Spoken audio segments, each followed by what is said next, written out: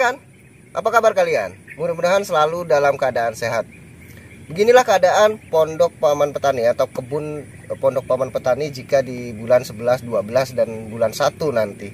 Dan ini bukan diakibatkan oleh air hujan, namun diakibatkan oleh meluapnya air laut atau air sungai yang menggenangi daratan, atau biasa disebut banjir rob ya. Mungkin bisa dikatakan seperti itu. Dan bukan tanpa kebetulan ya, bukan tanpa kebetulan. Kita memang sudah mendesain dari beberapa bulan sebelumnya, karena kita juga melihat BMKG, kemudian beberapa perakiraan cuaca tentang kondisi cuaca beberapa bulan ke depan. Nah, makanya kita melakukan kegiatan menaikkan, boleh dikatakan kita kemarin sempat menaikkan parit-parit cacingnya ini. Kemudian kita buat tanaman ini semi grounding. Dan kemudian kita ngejar di perebahan dan pembungkusan.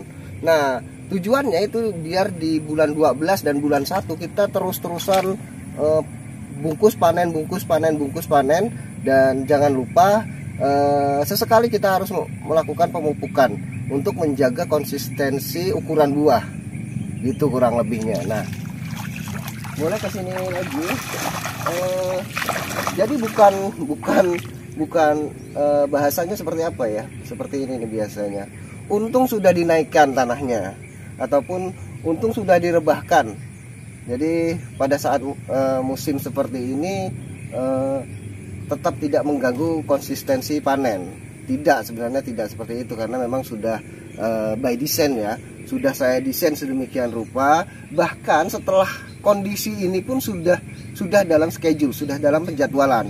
Nah, yang perlu kalian ketahui bahwasanya setelah ini, maka ini loh yang dikatakan abrasi, erupsi. Jadi pupuk yang sudah kita tabur di sini itu terhanyut, terbawa oleh air. Nah, bahkan ini bulan sudah agak mengecil, jadi banjirnya tidak terlalu besar ya. Kemarin sempat segini, sehingga pupuk yang ada di sini itu hanyut. Nah, dari hasil panen ini kita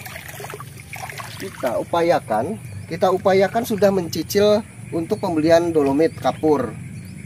Nah, kemudian pupuk kandang, dan kemudian pupuk kimia jika diperlukan, nah, seperti SP ataupun Ponska NPK 1616 ataupun grower. Nah, itu kita sudah cadangkan dari hasil panen di bulan 12 dan bulan 1 ini. Jadi setiap kita habis penyetoran buah, kita cicil tuh. Nah, untuk menghadapi setelah pasca ini terjadi banjir ini, kurang lebihnya begitu. Makanya apapun itu, jika melakukan suatu penjadwalan, maka hasilnya akan memuaskan. Kalaupun ada miss, itu tidak terlalu membuat kita stres gitu. Nah, seperti halnya ini. Di sini dari hasil perebahan itu akar sudah mulai keluar ya.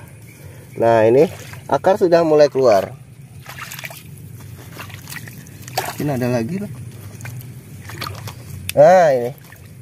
Nah, akar-akarnya sudah mulai keluar, menandakan jika nanti dia di bulan sudah tidak banjir lagi, sekitar bulan 1 atau 2 nanti. Nah, akar yang ini mulai bekerja. Akar yang kita sobek planternya ya. Nah, itu sudah mulai bekerja. Maka kita tidak lagi memupuk di bagian sini, tapi bagian ini. Sehingga dolomit itu sangat diperlukan sebelum kita melakukan penaburan pupuk kandang ataupun pupuk kimia ya. Sehingga memang benar-benar apa yang kita tabur di situ itu memang benar-benar dimakan oleh tanaman tersebut. Oleh sebab itu, tidak ada kata kebetulan, tidak ada kata untung. Untung sudah didesain seperti ini, untung sudah begini. Itu memang sudah kita lakukan penjadwalan terlebih dahulu dari beberapa bulan yang lalu. Nah, ataupun misalkan begini, untung sudah dicagak-cagak seperti ini, untung sudah di semi grounding seperti itu. Kalau enggak, angin besar seperti ini pasti sudah roboh. Tidak, karena memang kita sudah membaca beberapa berita tentang perkiraan cuaca di beberapa bulan ke depan, ataupun perkiraan cuaca di tahun ini. Kurang lebihnya begitu. Makanya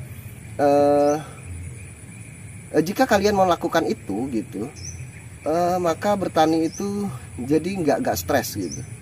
Perkiraan tentang harga jual juga itu juga harus punya referensi itu, agar terjadinya anjlok ya nggak membuat kita stres. Memang sudah biasa. Bahkan kalau kita punya stok buah banyak, jika terjadinya anjlok, sikat anjlokkan sekali. Sehingga kita bukan berlaku jahat ya. Sehingga petani-petani yang nanggung itu bisa ambruk sekali, karena untuk memperbaiki tanamannya lagi udah nggak ada dananya. Kemungkinan besar malah mencari pinjaman dan segala macamnya ya, sehingga beberapa bulan ke depannya lagi maka buah akan naik, karena sempat tanaman-tanaman yang sudah tidak diperlakukan dengan pembiayaan yang semestinya, itu kuantitas buahnya menurun, kualitas buahnya menurun. Nah, sedangkan kita yang melakukan penjadwalan itu kualitas buah tetap terjaga, kuantitas buah tetap terjaga. Makanya saya sarankan untuk melakukan penjadwalan sebaik mungkin. Lakukanlah pembukuan untuk apa-apa yang akan dilakukan di bulan depan, bahkan di tahun depan.